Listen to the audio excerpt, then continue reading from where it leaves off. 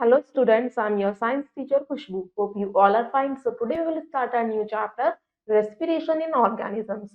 Students, इस chapter में हम पढ़ने वाले हैं रेस्पिरेशन प्रोसेस के बारे में, रेस्पिरेशन प्लांट्स में कैसे होता है, रेस्पिरेशन एनिमल्स में कैसे होता है और रेस्पिरेशन ह्यूमन बींग्स में कैसे होता है।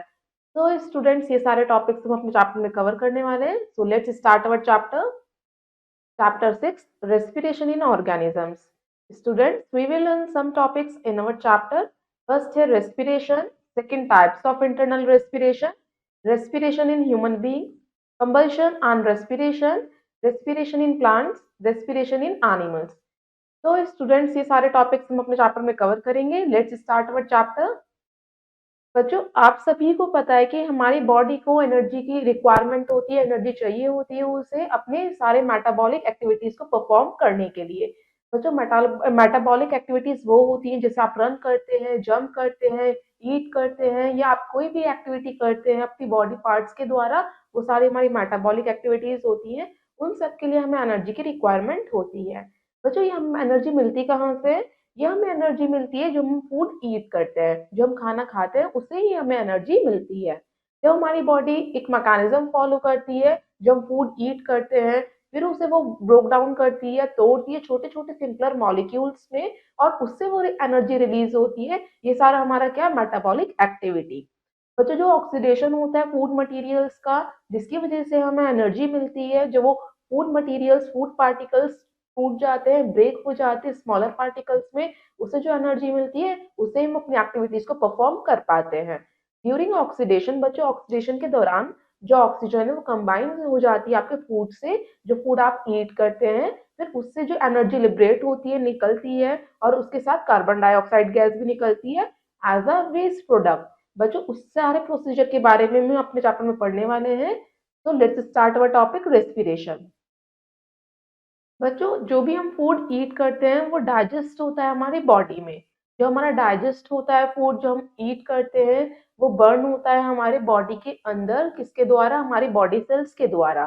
जो बॉडी सेल्स हमारे फूड को क्या करती है, बर्न करती हैं, ब्रेक करती हैं, उससे वो एनर्जी को रिलीज करती हैं। बच्चों, ऑक्सीजन हमारे लिए बहुत जरूरी होती है इस फूड को बर्न करने के लिए, ब्रेक करने के लिए। बच्चों, उस प्रोसेस को हम क्या कहते हैं? जब हम ऑक्सीजन को अंदर लेते हैं, ब्रीथ करते हैं और वो हमारी सेल्स के अंदर क्या होती है, सप्लीमेट होती हैं, फिर उससे जो एनर्जी रिलीज होती है और कुछ वेस्ट प्रोडक्ट को वो एलिमिनेट करती है, हमारी बॉडी से रिमूव कर देती है। कौन कौन से वेस्ट प्रोडक्ट होते हैं जो हमारी बॉडी में से एलिमिनेट होते हैं? Carbon dioxide and water. बच्चों, उस सारे प्रोसेस को हम क्या कहते हैं? रेस्पिरेशन कहते हैं। रेस्पिरेशन की हम एक सिंपल डेफिनेशन देखें तो ये हो सकती है, रेस्पिरेशन का मीन्स होता है ब्रेक डाउन होना किसी भी ऑर्गेनिक कंपाउंड का सिंपलर कंपाउंड्स में और उसके साथ एक रिलीज होना एनर्जी का, उसे हम कह सकते हैं रेस्पिरेशन। तो students, have a look on bits and bytes. अब हम बिट्स एंड बाइट्स देखते हैं। Respiration is the fundamental process of energy release in our body. Respiration एक फंडामेंटल प्रोसेस होती है जिसके दौरान हमारी बॉडी में से एनर्जी का रिलीज होता है।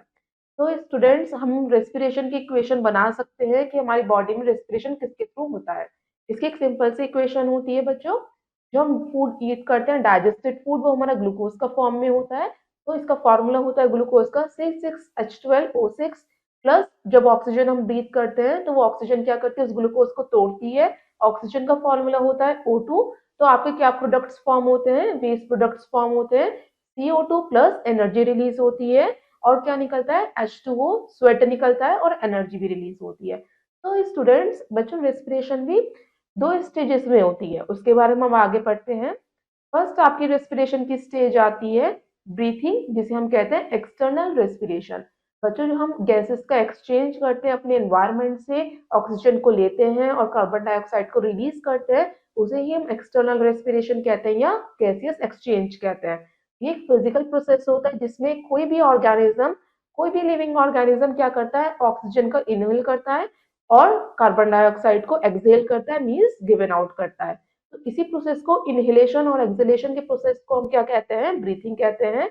तो स्टूडेंट, नेक्स्ट आपकी स्टेज आती है रेस्पिरेशन की, सेलुलर रेस्पिरेशन, जिसे हम कहते हैं इंटरनल रेस्पिरेशन। इसमें क्या होता है बच्चों? इस प्रोसेस में जब हमारी एक्सचेंज होती है गैसेस का, किसके बीच में? हमारे बॉडी के सेल्स के बीच में और हमारे ब्लड के बीच में। तो जो हमारा फूड जो हम ईट करते हैं वो ब्रेक डाउन हो जाता है हमारे सेल्स के अंदर टूट जाता है और फिर वो कुछ केमिकल रिएक्शंस होती है हमारी बॉडी सेल्स के अंदर, और हमारी बॉडी सेल्स के अंदर कुछ एंजाइम्स प्रेजेंट होते हैं जो इस कैटालिटिक एक्टिविटी में हेल्प करते हैं बॉडी सेल्स की। तो स्टूडेंट्स, जो केमिकल रिएक्शन होती है जिसके दौरान हमारी बॉडी में से एनर्जी का रिलीज होता है, उसे ही हम सेलुलर और इंटरनल रेस्पिरेशन कहते हैं। इसे हमने इंटरनल रेस्पिरेशन इसलिए कहा है क्योंकि हमारी बॉडी के अंदर होता है। तो स्टूडेंट्स, अब हम एक बार देख लेते हैं टेबल में difference between external and internal respiration. ये आपको टेबल शो कर रखी है। इसमें फर्स्ट कॉलम है आपका एक्सटर्नल रेस्पिरेशन का और सेकंड कॉलम है आपका इंटरनल रेस्पिरेशन का। इसके आपको थ्री थ्री पॉइंट्स दे रखे हैं, उसे हम एक बार रीड कर लेते हैं। एक्सटर्नल रेस्पिरेशन अभी हमने समझा, जो हमारे सेल्स आउटसाइड करते हैं प्रोसेस, उसे हम एक्सटर्नल रेस्पिरेशन कहते हैं, और जो सेल्स के हमारे इंटरनल प्रोसेस होता है उसे हम इंटरनल रेस्पिरेशन कहते हैं। सेकेंड इनका डिफरेंस आता है बच्चों, एक्सटर्नल रेस्पिरेशन एक फिजिकल प्रोसेस है जिसमें हम गैसेस का एक्सचेंज करते हैं, ऑक्सीजन को लेना, कार्बन डाइऑक्साइड को रिलीज करना। इंटरनल रेस्पिरेशन वो होता है, ये केमिकल प्रोसेस है जिसमें फूड मॉलिक्यूल्स को ऑक्सीडाइज किया जाता है, उन्हें ब्रेक कर दिया जाता है और उससे कार्बन डाइऑक्साइड और एनर्जी का रिलीज होता है। थर्ड इनका डिफरेंस आता है बच्चों, एक्सटर्नल रेस्पिरेशन में कोई भी एनर्जी रिलीज नहीं होती, सिर्फ गैसेस को एक्सचेंज करते हैं, मगर इंटरनल रेस्पिरेशन में एनर्जी का रिलीज होता है जिससे हम अपनी एक्टिविटीज को परफॉर्म कर पाते हैं। ये आपका डिफरेंस था। नेक्स्ट अब हम अपना टॉपिक देखते हैं, कंबशन एंड रेस्पिरेशन। बच्चों, आप सब कहेंगे कंबशन का मीन्स भी तो बर्निंग होता है और रेस्पिरेशन का मीन्स भी हमने बर्निंग समझा कि जब ऑक्सीजन क्या होती है, बर्न होती है और हमारे ग्लूकोज को तोड़ देती है स्मॉलर पार्टिकल्स में। तो ये तो कंबशन की जैसा हुआ। तो बच्चों, इसमें डिफरेंस होता है, वो हम डिफरेंस समझेंगे टेबल के थ्रू। पहले फर्स्ट ऑफ ऑल कंबशन होता क्या है। कंबशन का मीन्स भी क्या होता है, प्रोसेस ऑफ बर्निंग, किसी भी चीज का जलना, उसे हम कंबशन कहते हैं। जब आप पेट्रोल को बर्न करते हैं या लकड़ी को जलाते हैं, तो क्या ये सारा जब आपका ऑक्सीजन यूज होती है, जब ऑक्सीजन यूज होती है तभी आपकी कोई भी मटेरियल या थिंग बर्न हो पाती है, उससे कार्बन डाइऑक्साइड निकलती है, गिव ऑफ होती है। और जो एनर्जी प्रोड्यूस होती है जब आप कोई भी चीज को बर्न करते हैं, वो कौन सी एनर्जी प्रोड्यूस होती है, किसके फॉर्म में, हीट और लाइट के फॉर्म में। जैसे आपने देखा होगा, जब आप वुड को बर्न करते हैं तो वो ऑक्सीजन को यूज करती है जिसकी वजह से वो बर्न हो पाती है, उससे कार्बन डाइऑक्साइड गैस निकलती है और आपको गर्मी मिलती है, हीट निकलती है और लाइट रोशनी भी निकलती है। तो स्टूडेंट्स, बिल्कुल सिमिलरली इसी तरीके से हमारा रेस्पिरेशन प्रोसेस होता है, बस इन दोनों में डिफरेंस क्या है वो हम इस टेबल के थ्रू समझते हैं। फर्स्ट कॉलम है आपका कंबशन का, नेक्स्ट कॉलम है आपका रेस्पिरेशन का। फर्स्ट पॉइंट आता है दोनों का डिफरेंस में, कंबशन क्या है, फास्ट प्रोसेस है, बहुत जल्दी से आपने देखा होगा कि वुड है या कोई भी चीज है, बहुत जल्दी से ऑक्सीजन की प्रेजेंस में कंबशन हो जाती है, बर्न हो जाती है। मगर जो रेस्पिरेशन है वो बहुत स्लो प्रोसेस है जो हमारे ह्यूमन बॉडी के अंदर होता है। सेकेंड है, जो कंबशन है उसके लिए हाई टेम्परेचर की नीड होती है, मगर रेस्पिरेशन हमारे नॉर्मल बॉडी टेम्परेचर के अंदर ही होता है। थर्ड है आपका कंबशन और रेस्पिरेशन का डिफरेंस में, जो एनर्जी प्रोड्यूस्ड होती है कंबशन में वो हीट एंड लाइट के फॉर्म में होती है, मगर जो रेस्पिरेशन में एनर्जी प्रोड्यूस होती है वो किसके थ्रू होती है, जो आपकी इसमें हीट रिलीज तो होती है मगर लाइट रिलीज नहीं होती। आपने कभी भी देखा है कि जब आपका फूड पार्टिकल ब्रेक हो रहे हैं स्मॉलर पार्टिकल्स में तो आपकी बॉडी में से लाइट निकल रही है, लाइट बिल्कुल भी नहीं होती। तो ये इसका डिफरेंस हो गया, सिर्फ हीट निकलती है। फोर्थ पॉइंट आता है, इसमें एंजाइम्स प्रेजेंट नहीं रहते कंबशन में। क्या वुड में एंजाइम्स होते हैं? बिल्कुल नहीं होते। मगर जो रेस्पिरेशन है उसमें हमारे बॉडी सेल्स में जो एंजाइम्स होते हैं वो हेल्प करते हैं हमारी एनर्जी रिलीज में। तो स्टूडेंट्स, इन दोनों का ये डिफरेंस हमने समझा, कंबशन और रेस्पिरेशन का। नेक्स्ट अब हमको टॉपिक देखते हैं, टाइप्स ऑफ इंटरनल रेस्पिरेशन। बच्चों, इंटरनल रेस्पिरेशन के भी बहुत सारे टाइप्स होते हैं जिसमें से हम टू टाइप्स पढ़ते हैं। टू टाइप्स कौन कौन से होते हैं? Aerobic respiration and anaerobic respiration. First हम एरोबिक रेस्पिरेशन को डिटेल में समझते हैं। जो ऑर्गेनिजम्स रेस्पिरेशन के थ्रू उन्हें ऑक्सीजन की जरूरत होती है, तो वो उन्हें हम क्या कहते हैं, एरोबिक रेस्पिरेशन प्रोसेस। वो क्या करते हैं, ब्रेक डाउन करते हैं ग्लूकोज का और उससे कार्बन डाइऑक्साइड और वाटर को फॉर्मुलेशन करते हैं, किसकी प्रेजेंस में, ऑक्सीजन की प्रेजेंस में। उसे ही हम क्या कहते हैं, एरोबिक रेस्पिरेशन। एरोबिक रेस्पिरेशन में इसका मेन है कि इसमें ऑक्सीजन की बिल्कुल रिक्वायरमेंट होती है, सबसे ज्यादा एसेंशियल हमारी इसमें ऑक्सीजन होती है। इसे हम रिएक्शन के फॉर्म में कैसे लिख सकते हैं, nutrients from the food in the cell as glucose. बच्चों, न्यूट्रिएंट्स जो आपको फूड से मिलते हैं वो आपके सेल्स में किसके फॉर्म में जाते हैं, ग्लूकोज के फॉर्म में जाते हैं। ग्लूकोज का फॉर्मूला पता है आपको, क्या होता है, C6H12O6। तो अब हम फिर क्या करते हैं, जो ग्लूकोज के साथ फिर हमारी ऑक्सीजन मिक्सअप होती है, जो हम ऑक्सीजन इनहेल करते हैं, ऑक्सीजन का फॉर्मूला होता है O2, एक गैस होती है। फिर इससे क्या प्रोडक्ट फॉर्म होते हैं, कार्बन डाइऑक्साइड रिलीज होती है CO2, और वाटर रिलीज होता है H2O, और एनर्जी निकलती है। ये सारी हमारी ऑक्सीजन के प्रेजेंस में होती है, इसे हम एरोबिक रेस्पिरेशन कहते हैं। बच्चों आप देखते होंगे जो जर्मिनेशन ऑफ सीड्स होते हैं, जब सीड्स धीरे धीरे ग्रो करने लगते हैं, एडल्ट प्लांट बनने लगता है, तो उन्हें भी ऑक्सीजन की जरूरत होती है और वो कार्बन डाइऑक्साइड को रिलीज करते हैं। बच्चों जब वो कार्बन डाइऑक्साइड को रिलीज करते हैं उसके साथ कुछ हीट भी रिलीज करते हैं। जो ये एक्टिविटी हम आगे समझने वाले हैं उसमें आपको क्लियरली ये पता चल जाएगा कि जर्मिनेशन के दौरान की जो सीड्स है उनके अंदर से भी हीट का इवोल्यूशन होता है। तो students now see an activity first. अब हम एक्टिविटी फर्स्ट देखते हैं। इस एक्टिविटी का हमारा एम है to show that heat is release during respiration. इस एक्टिविटी के थ्रू हम ये समझेंगे कि जो हीट है वो भी रिलीज होती है प्लांट्स के अंदर से भी रेस्पिरेशन के दौरान। इसके लिए आपको मटेरियल्स की रिक्वायरमेंट होगी। दो थर्मोफ्लास्क चाहिए, दो थर्मामीटर चाहिए, कॉटन वूल चाहिए, बीन सीड्स चाहिए, वाटर, बीकर एंड बर्नर। ये सारे apparatus की आपकी रिक्वायरमेंट होगी। सबसे पहले आपको क्या करना है, कुछ बीन सीड्स को सोक करना है, भिगोना है पानी में पूरी रात तक, ओवरनाइट इन अ बीकर। फिर इसके बाद क्या करेंगे, आप देखेंगे वो सीड्स जर्मिनेट होने स्टार्ट हो गए, उनमें से कुछ सीड्स आप ले लेंगे और उसे बॉईल कर देंगे बर्नर के ऊपर, जिससे कि जो सारे जर्मिनेट हुए सीड्स हैं वो सारे किल हो जाए। जब आप देख लेंगे कि वो किल हो चुके हैं तो उसके बाद क्या करेंगे, जो लाइव सीड्स थे आपके, जो जो आपने बॉईल नहीं करे थे, उन लाइव सीड्स को आप लेंगे एक फ्लास्क में और उन्हें क्या कर देंगे, डेड सीड को दूसरे फ्लास्क में लेंगे। तो आपके पास एक फ्लास्क में लाइव सीड्स आ गए और दूसरे फ्लास्क में आ गए आपके डेड सीड्स। फिर आप दोनों में थर्मोमीटर इंसर्ट कर देंगे दोनों फ्लास्क में, तो आप देखेंगे, और जब थर्मोमीटर इंसर्ट करेंगे तो आप उसके माउथ को, फ्लास्क के माउथ को कॉटन वूल से स्टॉप कर देंगे, क्लोज कर देंगे। तो आप टेम्परेचर नोट करेंगे दोनों फ्लास्क का, तो आप देखेंगे एक दिन बाद दोनों का टेम्परेचर कितना होता है। जो टेम्परेचर होगा फ्लास्क का जिसमें क्या है जर्मिनेटिंग सीड्स है, वो ज्यादा होगा इन कंपैरिजन टू जिसमें हमारे डेड सीड्स है।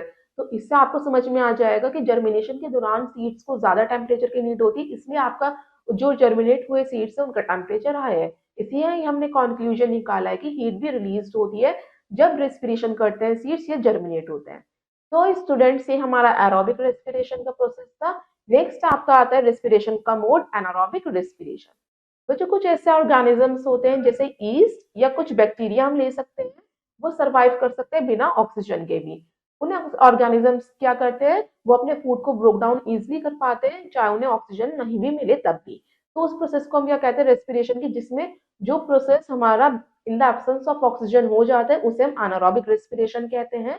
इस दौरान आपका जो रिलीज होता है प्रोडक्ट वो होता है carbon dioxide and ethyl alcohol. बच्चों ये आपके प्रोडक्ट्स निकलते हैं एनारोबिक रेस्पिरेशन में। इसके आप इक्वेशन समझ सकते हैं। जो आपका ग्लूकोज है, कोई भी ऑर्गेनिज्म जो अपना फूड ऑक्यूपाई करता है, कंज्यूम करता है, वो ग्लूकोज फॉर्म में ही करता है, जिसका फॉर्मूला भी आपने समझा, C6H12O6। फिर वो क्या करता है, जब वो ग्लूकोज के प्रेजेंस में अपने फूड को ब्रेक डाउन करता है इन दी एब्सेंस ऑफ ऑक्सीजन। बच्चों इस इक्वेशन में आपको ऑक्सीजन नहीं दे रखा क्योंकि ये एनारोबिक रेस्पिरेशन की इक्वेशन है।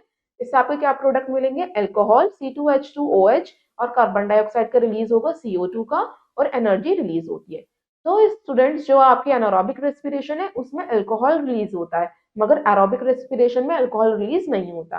बच्चों कुछ ऐसे माइक्रो ऑर्गेनिजम्स होते हैं जो एनारोबिकली रिस्पायर करते हैं, जिसमें उन्हें ऑक्सीजन की नीड नहीं होती। तो उस रेस्पिरेशन के दौरान वो प्रोसेस को हम क्या कहते हैं, फर्मेंटेशन। तो स्टूडेंट्स ये आपके दोनों मोड थे रेस्पिरेशन के, एरोबिक और एनारोबिक, जिससे हमने समझा। अब हम देखते हैं try it out, answer the following questions.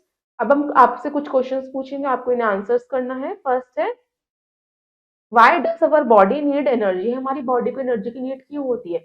बच्चों ये सब आपको पता है कि हमारी बॉडी को एनर्जी की नीड क्यों होती है, because to perform some metabolic activities, कि हमारी बॉडी को कुछ मेटाबॉलिक एक्टिविटीज परफॉर्म करनी होती है, इसके लिए हमारी बॉडी को एनर्जी की नीड होती है। Second, what is respiration, respiration क्या होता है। बच्चों रेस्पिरेशन का मीन्स होता है the break down of the glucose into smaller particles in the presence of oxygen या with the release of energy, उसे हम क्या कहते हैं, रेस्पिरेशन कहते हैं। जब हमारा ग्लूकोज के पार्टिकल सिमिलर पार्टिकल्स में टूट जाते हैं और उसके साथ कुछ रिलीज करते हैं एनर्जी, उसे हम रेस्पिरेशन कहते हैं। थर्ड आता है defined cellular respiration. Cellular respiration को बच्चों हम इंटरनल रेस्पिरेशन भी कहते हैं। सेम ये हमारा रेस्पिरेशन किसकी प्रोसेस की तरह है, the breakdown of the complex particles into the simpler particles with the release of energy is called cellular respiration. ये हमारी सेलुलर रेस्पिरेशन हो जाती है। तो स्टूडेंट नेक्स्ट अब हम देखते हैं table, differences between aerobic and anaerobic respiration. अभी आपने डिफाइन समझा इनका, एरोबिक रेस्पिरेशन क्या होती है, एनारोबिक रेस्पिरेशन क्या होती है। इसे एक बार हम इनके डिफरेंस को देख लेते हैं टेबल में। आपका फर्स्ट कॉलम है एरोबिक रेस्पिरेशन का, सेकंड कॉलम है आपका एनारोबिक रेस्पिरेशन का। फर्स्ट पॉइंट आपको गिवन है बच्चों इस टेबल में, जो एरोबिक रेस्पिरेशन है वो अकर होती है इन the presence of oxygen. Aerobic respiration के लिए ऑक्सीजन जरूरी होती है, मगर एनारोबिक रेस्पिरेशन के लिए ऑक्सीजन जरूरी नहीं होती। सेकेंड, जो फूड होता है कंप्लीटली ब्रोक डाउन हो जाता है कार्बन डाइऑक्साइड में, मगर जो एनारोबिक रेस्पिरेशन है जिसमें ऑक्सीजन नहीं होता, इसलिए फूड उसका जो पार्शली ब्रेक डाउन होता है, और वो पार्शली ब्रेक डाउन होता है तो इसलिए वहां पे अल्कोहल भी फॉर्म होता है।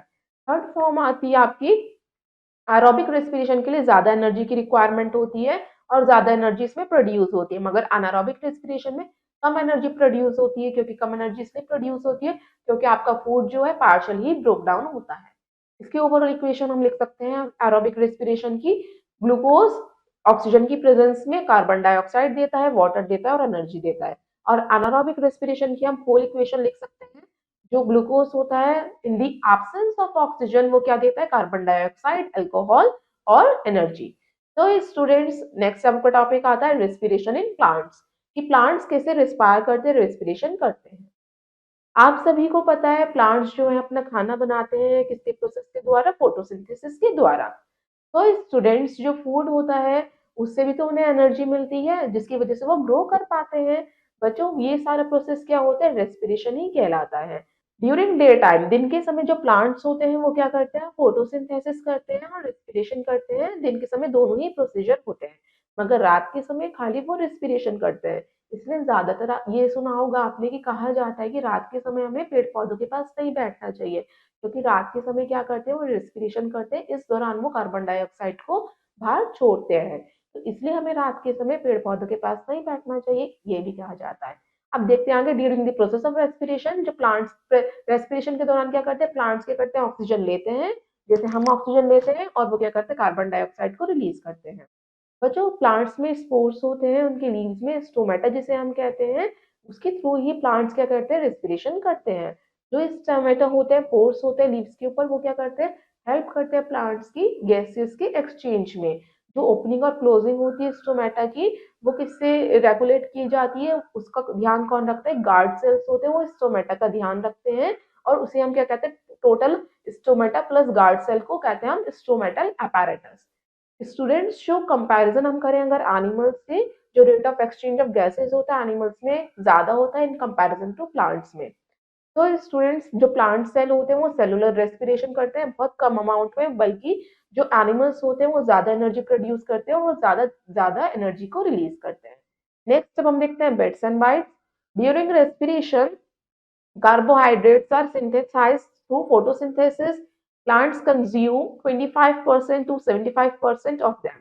बच्चों रेस्पिरेशन के दौरान जो कार्बोहाइड्रेट कार्बोहाइड्रेट बच्चों ग्लूकोज का फॉर्म ही होता है, वो सिंथेसाइज होता है, ब्रेक डाउन होता है through the process of photosynthesis plants में जो होता है। तो इस दौरान प्लांट्स जो करते हैं सिर्फ अपने लिए 25 to 75% ही एनर्जी कंज्यूम करते हैं। नेक्स्ट अब आपको कुछ इमेजेस दिखा रखी हैं। The structure of stomata, stomata का स्ट्रक्चर दिखा रखा है जिसके थ्रू प्लांट्स क्या करते हैं, गैसेस का एक्सचेंज करते हैं। एरियल रूट्स दिखा रखे हैं, air spaces in between the soil particles. Next अब हम आगे देखते हैं, जो रूट सेल्स होते हैं प्लांट्स के वो भी प्लांट्स की हेल्प करते हैं रेस्पिरेशन करने के लिए। इसके लिए उन्हें ऑक्सीजन कहाँ से मिलती है, रूट सेल को जो सॉइल के अंदर स्पेस होता है, छोटे छोटे होल्स होते हैं उसमें एयर फिल रहती है, ऑक्सीजन फिल रहती है। इसके थ्रू ही जो रूट हेयर्स होते हैं वो सॉइल से ऑक्सीजन को लेते हैं और वो धीरे धीरे सारे प्लांट्स को पहुंचाते हैं। जो वाटर लॉक्ड स्वैम्पी एरियाज होते हैं जहाँ पे पानी रुक जाता है, पानी का लॉकेज हो जाता है, तो वहाँ पे जो नो एयर स्पेस मतलब कि कोई भी हवा का स्पेस नहीं बचता, तो इस दौरान जो एरियल रूट्स होती है वो एटमॉस्फेयर में से हवा को, ऑक्सीजन को क्या करती है, अपने अंदर लेती है, सब करती है और डिफरेंट डिफरेंट पार्ट्स तक पहुंचाती है। तो स्टूडेंट नेक्स्ट हम देखते हैं एक्टिविटी सेकेंड। इस एक्टिविटी का हमारा एम है टू ऑब्जर्व स्टोमेटल अपैरेटस। इसमें आपको स्टोमेटल अपैरेटस को स्टडी करना है। अभी आपने समझा स्टोमेटल अपैरेटस क्या होता है, stomata plus two guard cells, उसे हम स्टडी करेंगे। इसके लिए आपको मटेरियल की रिक्वायरमेंट होगी, एक लीफ चाहिए होगा, पत्ता चाहिए होगा, पेयर ऑफ फोर्सेप्स चाहिए होगी, ग्लास स्लाइड, कवर ग्लास चाहिए होगा और माइक्रोस्कोप। बच्चों इसके लिए आपको प्रोसीजर फॉलो करना है। सबसे पहले आपको क्या करना है, लीफ का जो लोअर सरफेस है उसकी स्किन को पील करना है, किसकी हेल्प से, फोर्सेप्स की हेल्प से। फिर उसे ग्लास स्लाइड के ऊपर रख देना है, फिर उसके ऊपर कुछ वाटर ड्रॉपलेट्स डालनी है, फिर उसे वाटर ड्रॉपलेट्स डालने के बाद अब उसे कवर कर देंगे ग्लास स्लाइड से। तो आप क्या ऑब्जर्व करेंगे, आप इसे माइक्रोस्कोप से देखेंगे। और ये एक्टिविटी आप रिपीट करेंगे अपर लेयर के साथ भी, तो आपको डिफरेंस नजर आ जाएगा अपर लेयर और लोअर लेवल में आप क्या ऑब्जर्व करेंगे, क्या कंक्लूजन निकलेगा आपका इस एक्टिविटी से। जो स्टोमेटल अपैरेटस है वो ऑब्जर्व होंगे सिर्फ लोअर सरफेस में ही, अपर सरफेस में आपका स्टोमेटल अपैरेटस नहीं होता। ये आपका ऑब्जर्वेशन होगा, ये आप कर सकते हैं। नेक्स्ट आपका टॉपिक आता है रेस्पिरेशन इन ह्यूमन बींग्स। अभी हमने समझा प्लांट्स कैसे रेस्पायर करते हैं, अब हम समझेंगे कि ह्यूमन बींग्स कैसे रेस्पिरेशन करते हैं। Respiratory organs in humans. बच्चों रेस्पिरेटरी ऑर्गन्स कौन कौन से होते हैं ह्यूमंस के अंदर? मेन जो होता है रेस्पिरेटरी ऑर्गन होता है हमारा, वो होता है लंग्स। बच्चों जो लंग्स होते हैं वो कनेक्टेड रहते हैं हमारे कुछ एक्सटर्नल रेस्पिरेटरी ऑर्गन से, जैसे नोज। नोज फर्स्ट आता है नोज, फिर आता है नेसल पैसेज, थर्ड आता है आपका फेरेनेक्स, फोर्थ आता है ट्रैकिया जिसे आप विंड पाइप भी कहते हैं, फिफ्थ आता है ब्रोंकी, और लास्ट आता है आपका ब्रोंकियोल्स। बच्चों ये सारा आपका क्या है, आपका रेस्पिरेटरी ऑर्गन होता है जो एक ह्यूमन बींग के अंदर होता है। अब हम इसे डिटेल में समझते हैं। फर्स्ट आता है आपका नोज एंड नेसल पैसेज जिसे हम कहते हैं, जो आप ब्रीथ करते हैं ऑक्सीजन, वो आपके कहाँ से होके जाती है, नोज नोज या नोस्ट्रल से होते हुए जाती है, या आपके नोस्ट्रल्स ओपन हो जाते हैं नेसल पैसेज में जाके, और ये नेसल पैसेज में एयर क्या की जाती है, फिल्टर की जाती है। जो आपकी डस्ट एयर है उसे रिमूव कर दिया जाता है, और जो गुड एयर होती है उसे अंदर भेज दिया जाता है, जो फिल्टर की जाती है। वहां पे जो एयर अंदर जाती है वो वार्म एयर होती है, मॉइस्चर होती है, और ये सारी एयर को पहले इस तरह से बनाया जाता है जब भी वो लंग्स के अंदर एंटर करती है। नेक्स्ट आता है आपका ट्रैक है जिसे हम विंड पाइप कहते हैं। ये आपको बच्चों डायग्राम दिखा रखा है ह्यूमन रेस्पिरेटरी सिस्टम का। इसमें आपको बच्चों दिखा रखी नेसल कैविटी, नेसल कैविटी से हमारे क्या करते हैं, इनहेल करते हैं। सेकेंड आता है आपका ट्रैके जिसे हम विंड पाइप कहते हैं। ये एयर की जो है हमारी जो नेसल पैसेज से आती है, वो लंग्स के थ्रू किससे पहुंचती है, थ्रू ट्रैकिया, ट्रैके की हेल्प से पहुंचती है। ट्रैके को हम विंड पाइप कहते हैं, जिसे हम कहते हैं सांस की नली। जो ये ट्रैकिया होती है डिवाइड हो जाती है टू ब्रोंकाई में। बच्चे ब्रोंकाई हमने इसलिए कहा है क्योंकि प्लूरल फॉर्म है, सिंगुलर फॉर्म ब्रोंकाई की क्या होती है, ब्रोंकस। फिर ये ब्रोंकाई जो है एंटर हो जाती है हमारी लंग्स के अंदर। जो हमारे लंग्स के अंदर फिर हमारी ब्रोंकाई फिर डिवाइड हो जाती है किसके अंदर, ब्रोंक्यूल्स के अंदर। और ये ब्रोंक्यूल्स जब फर्दर डिवाइड हो जाते हैं तो ये किसके अंदर एंटर कर जाते हैं, सैक लाइक स्ट्रक्चर होता है एल्वियोली जिसे हम कहते हैं, उसके अंदर ये हमारे गैसियस एंटर कर जाती हैं। फिर हम हमारी ये लंग्स तक पहुंच जाती है। थर्ड आपका आता है लंग्स। मुझे फर्स्ट ऑफ ऑल लंग्स होते क्या है? लंग्स एक पेयर होता है हमारे स्पॉन्जी हाईली इलास्टिक यानी स्ट्रेचेबल बैग का, बैग लाइक स्ट्रक्चर होता है आपका लंग्स। बच्चों एक इनक्लोज्ड होता है, बिल्कुल टाइटली पैक होता है। एक थोरेसिक कैविटी होती है, थोरेसिक कैविटी मतलब कि इसका ओपन स्पेस बहुत ज्यादा होता है, और एक हमारी बैकबोन फॉर्म करती है, और रिब्स और स्टर्नम, इन तीनों की मदद से हमारे लंग्स का फॉर्मेशन होता है। जो आपका लार्ज मस्कुलर डायफ्रागम होता है, यही फॉर्म करता है हमारी जो थोरेसिक कैविटी है उसके फ्लोर को, और ये हमारे सेपरेट करता है किससे, एब्डोमिनल कैविटी से हमें सेपरेट करता है लंग्स को। तो स्टूडेंट्स जो लंग की जो आपकी वॉल होती है वो कैसी होती है, बिल्कुल थिन वॉल्ड होती है, और इसके टाइनी ईयर सिक्स होते हैं जिसे हम एल्वियोली कहते हैं, और इसके एक जो एल्वियोली होते हैं उसे हम एल्वोलस कहते हैं। वही एल्वियोली क्या करते हैं, गैसेस के एक्सचेंज में लंग्स की हेल्प करती है। और जो सरफेस होता है एल्वियोली का वो किससे कवर्ड रहता है बच्चों, एक पतली सी ट्यूब होती है, ट्यूब लाइक स्ट्रक्चर होता है जिसे हम कहते हैं ब्लड कैपिलरीज, उसे वो कवर्ड रहता है। और जब भी आप ब्रीथ करते हैं ऑक्सीजन को, तो ये क्या एल्वियोली फिल हो जाती है फ्रेश एयर से, और फिर वो ऑक्सीजन एंटर हो जाती है हमारी ब्लड कैपिलरीज में, और हमारी जो कार्बन डाइऑक्साइड है वो रिमूव हो जाती है हमारी ब्लड के थ्रू एयर में।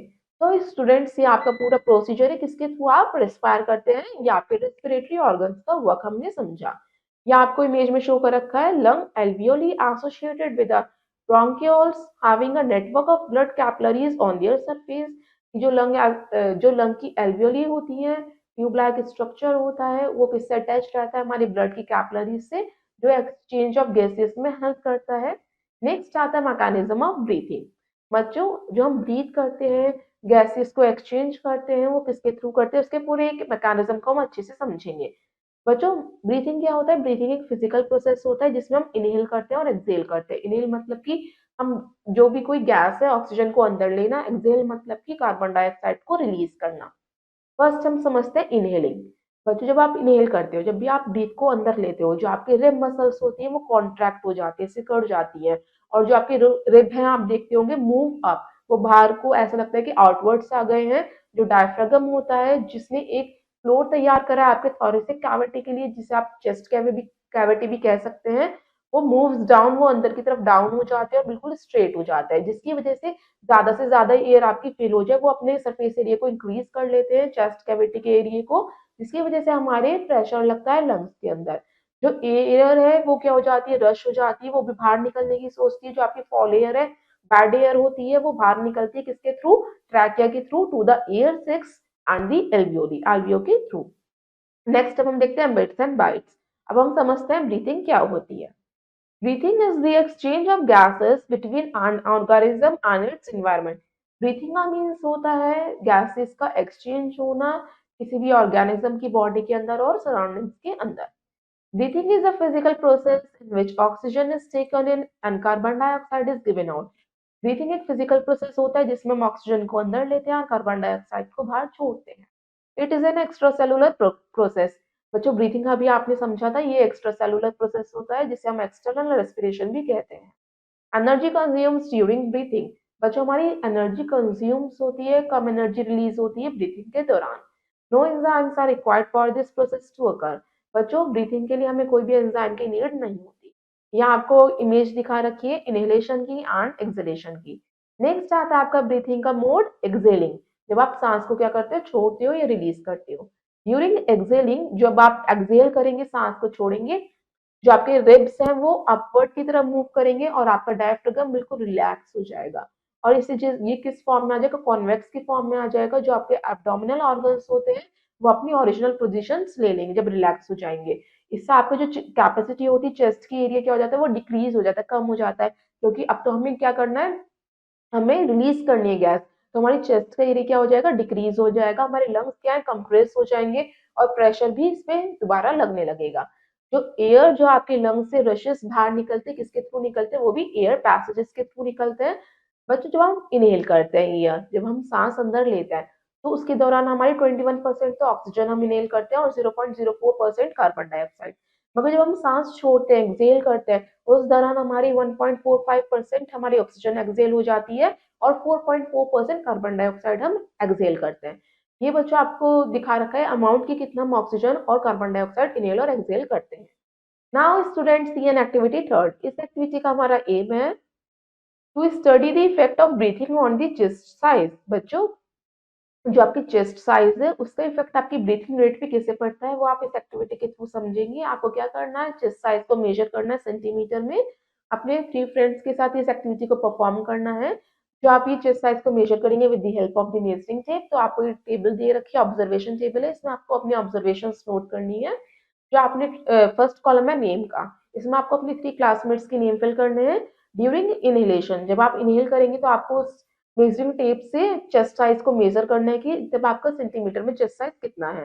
जब आप एक्सहेल करेंगे, जब आप गैस को रिलीज करते हैं, तो आपका चेस्ट साइज कितना रहेगा। तो आप देखेंगे जो आपका इनहेल करेंगे तो चेस्ट साइज आपका क्या हो जाएगा, इंक्रीज हो जाएगा। एक्सहेल के दौरान चेस्ट साइज डिक्रीज हो जाएगा।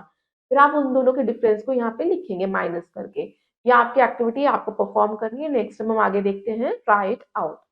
Answer the following questions. बच्चों आपको कुछ क्वेश्चंस दे रखे हैं जिनके आपको आंसर्स करने हैं। फर्स्ट है, what are the main respiratory organs in humans. अभी हमने समझा पूरी रेस्पिरेशन प्रोसेस के बारे में। ह्यूमंस के अंदर रेस्पिरेटरी ऑर्गन्स कौन कौन से होते हैं वो आप बताएंगे। बच्चों कौन कौन से होते हैं, फर्स्ट होता है हमारा नोज, जिसे हम नेसल पैसेज भी कहते हैं। फिर नेक्स्ट हमारा क्या आ जाता है, हमारा नेक्स्ट आ जाता है फेरानेक्स। फिर आ जाता है ट्रैकिया, जिसे हम विंड पाइप कहते हैं। ब्रोंक्योस आ जाते हैं, ब्रोंक्यूल्स आ जाते हैं, लंग्स आ जाते हैं। ये सारे हमारे रेस्पिरेटरी ऑर्गन्स होते हैं जिसके थ्रू हम क्या करते हैं, रेस्पिरेशन करते हैं। ठीक है। सेकंड आता है वाटर लंग्स। लंग्स क्या होते हैं, जो आपको हेल्प करते हैं गैसियस एक्सचेंज में, वो आपके लंग्स होते हैं। थर्ड आता है डिफाइंड एक्सहेलेशन। एक्सहेलेशन का मीन्स क्या होता है, जब आप क्या करते हैं, the release of the carbon dioxide is known as exhalation. जब आप क्या करते हैं, आप कार्बन डाइऑक्साइड को रिलीज करते हैं, उसे हम एक्सहेलेशन कहते हैं। What are alveoli. एल्वियोली क्या होती है, एल्वियोली क्या होती है, ट्यूब लाइक स्ट्रक्चर्स होती हैं जो अटैच रहती हैं आपके लंग्स के आउटर सरफेस पे, उसे हम एल्वियोली कहते हैं। तो स्टूडेंट्स इस तरीके से आप क्वेश्चन के आंसर अपना आप कर सकते हैं। नेक्स्ट आता है आपका टॉपिक, रेस्पिरेशन इन एनिमल्स। अभी हमने समझा प्लांट्स कैसे रेस्पिरेशन करते हैं, ह्यूमन बींग्स कैसे रेस्पिरेशन करते हैं। अब हम अपने टॉपिक में समझेंगे कि एनिमल्स कैसे रेस्पिरेशन करते हैं। तो स्टूडेंट्स अभी हमने पढ़ा कि जो ह्यूमन बींग्स है वो रेस्पायर करते हैं अपने लंग्स के थ्रू। जो अदर मैमल्स हैं बच्चों, जैसे कैट, डॉग्स, मंकी, हॉर्सेस, वो उनकी भी लंग्स होते हैं, वो भी रेस्पिरेशन अपने लंग्स के थ्रू ही करते हैं। मगर जो बच्चों यूनिसेलुलर ऑर्गेनिजम्स होते हैं, जिनकी बॉडी में सिर्फ सिंगल सेल होता है, जैसे अमीबा, उनके कुछ स्पेसिफिक ऑर्गन्स नहीं होते ब्रीथिंग के लिए, तो वो ब्रीथिंग किसके थ्रू करते हैं? या तो वो सिंपल डिफ्यूजन के थ्रू ब्रीथिंग करते हैं, या तो वो क्या करते हैं, मूवमेंट ऑफ द साइटोप्लाज्म के थ्रू ब्रीथिंग करते हैं। बच्चों, इस यूनिसेलुलर ऑर्गेनिज्म के बारे में तो हमने समझ लिया कि वो डिफ्यूजन के थ्रू ब्रीथिंग करते होंगे, मगर और एनिमल्स का क्या, वो कैसे ब्रीथ करते हैं? तो उनके लिए बच्चों, उनकी बॉडी में कुछ स्पेशल स्ट्रक्चर्स होते हैं जो इस ब्रीथिंग प्रोसेस को आगे करते हैं। तो स्टूडेंट्स, उसको प्रोसेस को हम समझते हैं, जानते हैं। फर्स्ट आता है थ्रू गिल्स। गिल्स के थ्रू कौन कौन से ऑर्गेनिजम्स या एनिमल्स ब्रीथ करते हैं? क्या आपको इमेज शो कर रखी है अमीबा की, जो एक यूनिसेलुलर ऑर्गेनिज्म है। अब हम पढ़ते हैं थ्रू गिल्स। गिल्स के थ्रू बच्चों रेस्पिरेशन इन फिश। फिश करती है गिल्स के थ्रू रेस्पिरेशन। बच्चों, बहुत सारे एक्वेटिक एनिमल्स होते हैं, जैसे फिश, प्रॉन्स, वो किसके थ्रू ब्रीथ करते हैं? उनके एक स्पेशल ऑर्गन होता है जिसे हम गिल्स कहते हैं, जिसके थ्रू रेस्पिरेशन करते हैं। गिल्स क्या होते हैं? ये स्किन के अंदर उनके प्रोजेक्टेड रहते हैं, जो हेल्प करते हैं उनका जो ऑक्सीजन डिजोल्व हुई रहती है वाटर में, उसे ब्रीथ करने में। गिल्स के अंदर बच्चों ब्लड वेसल्स होते हैं जो हेल्प करते हैं उनकी गैसेस के एक्सचेंज करने के लिए। गिल्स बच्चों बिल्कुल भी फंक्शन नहीं कर पाते एयर में आके, उनके गिल्स कोलैप्स हो जाते हैं। आपने देखा होगा, जब भी आप फिश को वाटर से बाहर निकालते हैं तो वो एयर में अच्छे से रेस्पायर नहीं कर पाती, जिसकी वजह से उसके गिल्स कोलैप्स हो जाते हैं और वो डाई हो जाती है। तो स्टूडेंट, फिश वाटर वाटर में ही रहती है, वो वाटर में ही लिव करती है। जो ऑक्सीजन डिजोल्व हुई रहती है पानी में, वो उसे क्या करती है, गल्प करती है। जब वो पानी को गल्प करेगी अंदर, तो उसके थ्रू उसके ऑक्सीजन गैस भी गल्प किया जाता है। फिर वो जो ऑक्सीजन गैस है पंप किया जाता है गिल्स ऑर्गन के अंदर। फिर जो वाटर पास होता है उसके गिल चैम्बर से पास होते हुए गिल स्लिट तक जाता है। और हर एक चैम्बर में बच्चों एक अपने खुद का फिलामेंट होता है, जिससे वो पानी पास होता है। फिर वो फिलामेंट क्या करता है, ऑक्सीजन को अब्सॉर्ब करता है वाटर के अंदर से और रिप्लेस कर देता है कार्बन डाइऑक्साइड के फॉर्म में। बच्चों, जो फिश होती है वो भी ऑक्सीजन को लेती है, इनहेल करती है और एक्सहेल करती है कार्बन डाइऑक्साइड को। बच्चों, जो वाटर पास होता है गिल्स की ओपनिंग के थ्रू, उसी प्रोसेस को हम क्या कहते हैं, रेस्पिरेशन का प्रोसेस, जो फिश में रिपीट होता रहता है। नेक्स्ट आता है आपका थ्रू ट्रैकेल सिस्टम। अभी हमने समझा कि वाटर एक्वेटिक एनिमल्स कैसे ब्रीथ करते हैं, थ्रू गिल्स। तो ट्रैकल सिस्टम के थ्रू कौन रेस्पायर करते हैं बच्चों? वो करते हैं इंसेक्ट्स। अब हम समझते हैं रेस्पिरेशन इन इंसेक्ट्स। बच्चों, कुछ इंसेक्ट्स होते हैं जैसे कॉकरोचेस, उनकी जो बॉडी सरफेस में होल्स होते हैं जिसे हम स्पाइरेकल्स कहते हैं। वो इंसेक्ट्स में क्या होते हैं, नेटवर्क होता है होल्स में, ईयर ट्यूब्स का नेटवर्क होता है, जिसे हम क्या कहते हैं, ट्रैकिया, जिसके थ्रू वो क्या करते हैं, रेस्पायर करते हैं या ब्रीथ करते हैं। जो एयर में ऑक्सीजन रहती है वो इस स्पाइरेकल्स के थ्रू इनकी बॉडी में एंटर करती है। स्पाइरेकल्स में ट्रैकियल ट्यूब्स होती हैं जो हेल्प करती हैं ऑक्सीजन को ट्रांसफर करने में। फिर वो क्या हो जाती है, ऑक्सीजन डिफ्यूज हो जाती है बॉडी टिश्यूज के अंदर और हर एक बॉडी के सेल तक पहुंच जाती है। जो कार्बन डाइऑक्साइड होती है वो फिर इनकी बॉडी सेल से बाहर निकलती है इन्हीं ट्रैकियल ट्यूब्स की मदद से, और इन्हीं ट्रैकियल ट्यूब की मदद से, स्पाइरेकल की मदद से वो इसके अंदर आती है। तो स्टूडेंट्स, ये आपका ट्रैकियल सिस्टम था जिसके थ्रू हमारे इंसेक्ट्स क्या करते हैं, रेस्पिरेशन करते हैं। नेक्स्ट आता है थ्रू स्किन। ऐसे कौन से एनिमल्स हैं जो अपनी स्किन के थ्रू रेस्पिरेशन करते हैं? Respiration in frog. बच्चों, जो एम्फीबियंस होते हैं, एम्फीबियंस कौन से, जो एनिमल्स लैंड पे भी रहते हैं और वाटर में भी आसानी से रह सकते हैं, उन्हें हम एम्फीबियंस कहते हैं। जैसे फ्रॉग्स, वो करते हैं गैसियस का एक्सचेंज थ्रू दियर स्किन। बच्चों, उनकी स्किन जो होती है मॉइस्ट होती है, स्लिपरी होती है, और बच्चों वो लंग्स के थ्रू भी रेस्पिरेशन करते हैं। बच्चों, उनके मोर देन वन ऑर्गन होता है जिनका हेल्प करता है रेस्पिरेशन प्रोसेस में। जब वो पानी में होते हैं, जब वो टेडपोल होते हैं, मतलब कि जब वो स्मॉल फ्रॉग होता है, बेबी फ्रॉग होता है टेडपोल, वो ब्रीथ करता है पानी में थ्रू दियर गिल्स, गिल्स की हेल्प से। जब वो मैच्योर हो जाता है, टेडपोल फ्रॉग बन जाता है, फिर वो अपने लंग्स के थ्रू रेस्पिरेशन करना स्टार्ट करता है। फिर जो एक्सचेंज होती है गैसेस होती है, जब वो लैंड पे आ जाता है बच्चों, वो अपने मॉइस्ट स्किन से भी रेस्पायर करना सीख लेता है। तो धीरे धीरे उसके जो रेस्पिरेटरी ऑर्गन्स होते हैं, जैसे जैसे वो मैच्योर होने लगता है उसके वो डेवलप होने लगते हैं। कुछ होते हैं ऑर्गेनिजम्स जैसे टेप वर्म, अर्थवर्म, लीचेस, वो भी बच्चों जो गैसेस को एक्सचेंज करते हैं, उनके जो आउटर सरफेस होता है वो बिल्कुल स्लिमी होता है, मॉइस्ट होता है, उसके थ्रू ही वो एक्सचेंज कर पाते हैं गैसेस को। जैसे अर्थवर्म का आपको ये स्ट्रक्चर दिखा रखा है, इसकी मॉइस्ट और स्लिमी स्किन है, वो क्या करती है, रिचली सप्लाइड करती है ऑक्सीजन को। इसकी जो वेसल्स होती है बिल्कुल थिन वॉल्ड होती है, जिससे आसानी से ट्रांसपोर्ट हो सके ऑक्सीजन गैस का। जब गैस का एक्सचेंज किया जाता है, इसकी ब्लड कैपिलरीज के थ्रू ही किया जाता है। आपने देखा होगा कि जब इनकी ब्लड कैपिलरीज ब्लॉक हो जाती है सफोकेशन की वजह से, डाई हो जाते हैं और इनकी स्किन बिल्कुल ड्राई हो जाएगी, मॉइस्ट नहीं रहती। तो स्टूडेंट्स, ये आपको डायग्राम दिखा रखा है रेस्पिरेशन इन अर्थ फॉर्म। इसके दौरान वो क्या करते हैं, ऑक्सीजन गैस को इनहेल करते हैं और CO2 को एक्सहेल करते हैं, और इनका मॉइस्ट जो होता है आउटर सरफेस होता है। बच्चों, कुछ ऐसे हमारे मैमल्स होते हैं, एम्फिबियंस होते हैं, जो अपने लंग्स के थ्रू भी रेस्पिरेशन करते हैं। उसे हम देखते हैं, जो एम्फिबियंस होते हैं, जब वो लैंड पे रहते हैं तो वो लंग्स के थ्रू रेस्पायर करते हैं, मगर जो वो वाटर में रहते हैं अपने गिल्स और स्किन के थ्रू रेस्पायर करते हैं।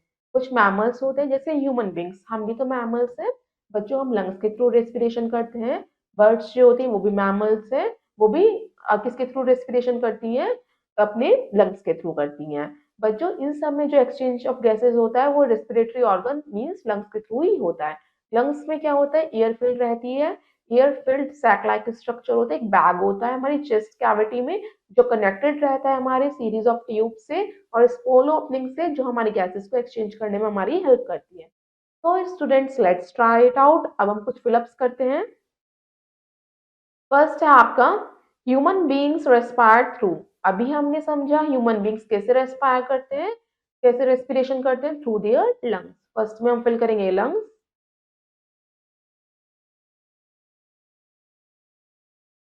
सेकेंड है, dash are the small openings in the body of insects. बच्चों, जो इंसेक्ट्स रेस्पिरेशन करते हैं किसके थ्रू करते हैं, ट्रैकिया। ट्रैकिया की जो स्पोलो ओपनिंग्स होती है उसे हम क्या कहते हैं, स्पाइरेकल्स। सेकेंड में हम फिल करेंगे स्पाइरेकल्स।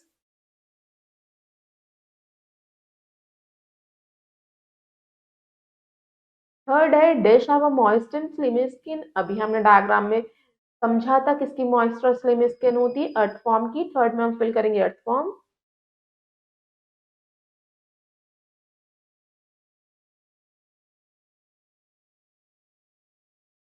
तो students, let's see some important definitions. अब हम इम्पोर्टेंट डेफिनेशंस देखते हैं। First, respiration means the process that includes breathing in of oxygen, using it for the release of energy by the oxidation of food in the living cells, and breathing out waste product like carbon dioxide and water. Respiration का means होता है oxygen को breathe इन करना और जिसके दौरान energy को release करना। जब हम ऑक्सीजन को ब्रीथ करते हैं तो हमारा फूड ब्रेक हो जाता है, फूड का ऑक्सीडेशन हो जाता है और वो लिविंग सेल्स के दौरान पहुंचा दिया जाता है और कुछ वेस्ट प्रोडक्ट निकलते हैं हमारी बॉडी से, जैसे कार्बन डाइऑक्साइड एंड वाटर।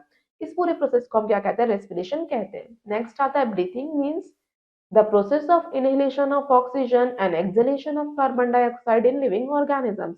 तो जो ब्रीथिंग का मीन्स होता है ऑक्सीजन को इनहेल करना और कार्बन डाइऑक्साइड को एक्सहेल करना। नेक्स्ट है aerobic respiration means the respiration that take place in presence of oxygen. जो रेस्पिरेशन ऑक्सीजन के प्रेजेंस में होती है उसे हम एरोबिक रेस्पिरेशन कहते हैं। Anaerobic respiration means respiration that take place in the absence of oxygen. Anaerobic respiration वो होती है जो respiration in the absence of oxygen हो सकती है। Gills means होते हैं the breathing organ of fish and tadpole, जिसके दौरान fish और tadpole respiration करते हैं वो breathing organ क्या होते हैं, gills। Spiracles the breathing aperture of insects। Spiracles क्या होते हैं, insects में होते हैं जिसके थ्रू insects breathing करते हैं। Alveoli the tiny air sac present in the lungs। ये छोटे छोटे एयर सैक स्ट्रक्चर होते हैं alveoli की, जो लंग्स में प्रेजेंट होते हैं। तो students, let's summing up the chapter. इस चैप्टर में हमने क्या क्या समझा, क्या क्या पढ़ा, उसे एक बार देख लें।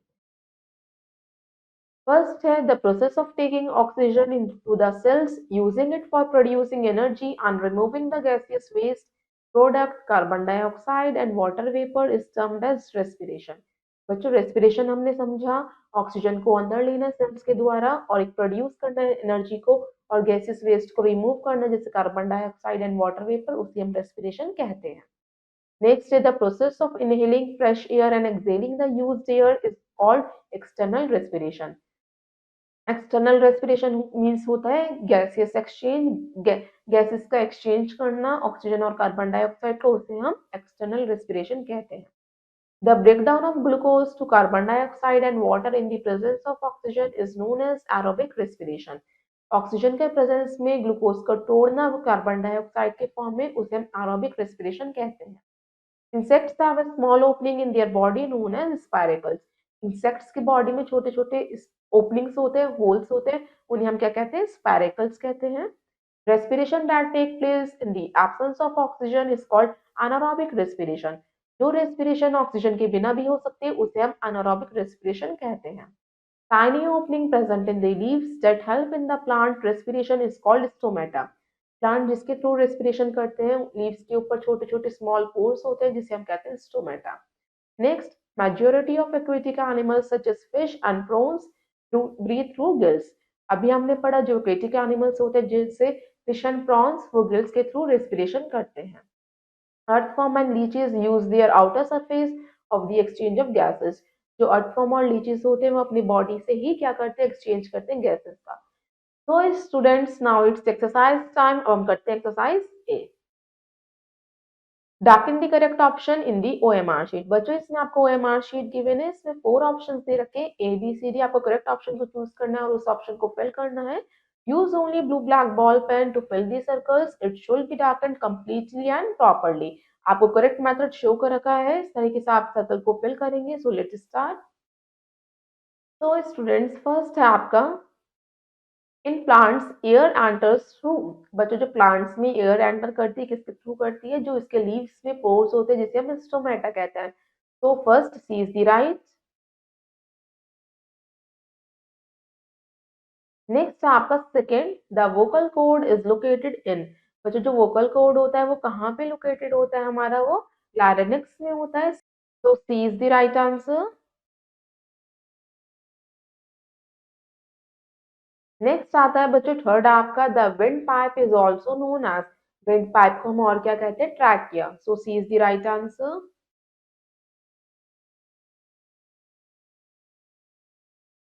नेक्स्ट है बच्चों fourth, which of the following gases is used by cells in respiration. बच्चों, रेस्पिरेशन के दौरान जो सेल्स यूज करती है, कौन सी गैस यूज करती है? ऑक्सीजन। तो C is the right answer. Next आपका आता है fifth, the gaseous exchange take place in. बच्चों, जो गैसियस एक्सचेंज होती है वो किस में एक्सचेंज होती है? इन दी alveoli। और alveoli किससे स्ट्रक्ट रहते हैं? हमारे लंग से। So is the right answer. Next आता है आपका six, which of the following can respire in the absence of oxygen. बच्चों, इसमें से कौन सा ऑर्गेनिज्म है जो रेस्पायर कर पाते हैं बिना ऑक्सीजन के भी? वो होते हैं ईस्ट। तो C is the right answer. तो स्टूडेंट्स, आपने अपने एक्सरसाइज ये कर ली है। अब हम करते हैं exercise B, fill in the blanks. इसमें आपको फिलअप्स करने हैं। So let's start. First, dash is the first step in breathing. जब आप ब्रीथिंग करते हैं, इसके लिए आपका फर्स्ट स्टेप क्या होता है? इनहेलेशन। जब हम क्या करते हैं? गैस को, ऑक्सीजन गैस को इनहेल करते हैं। सो फर्स्ट में हम लिखेंगे inhalation.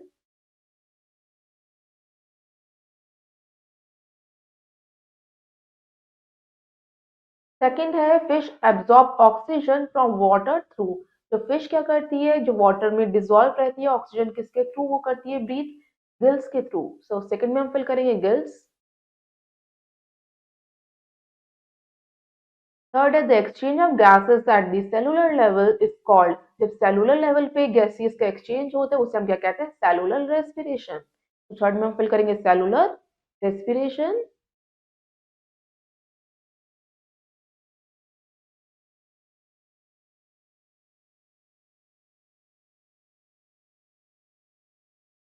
Plants respire through. Plants किसके थ्रू रेस्पायर करते हैं? स्टोमेटा के थ्रू। जो स्टोमेटा उनके लीव्स में प्रेजेंट होते हैं। Respire through stomata.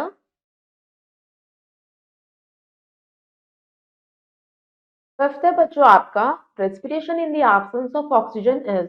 जो रेस्पिरेशन हम ऑक्सीजन के बिना भी कर सकते हैं उसे हम कौन से रेस्पिरेशन कहते हैं? तो फिफ्थ में हम फिल करते हैं बच्चों एनारोबिक रेस्पिरेशन।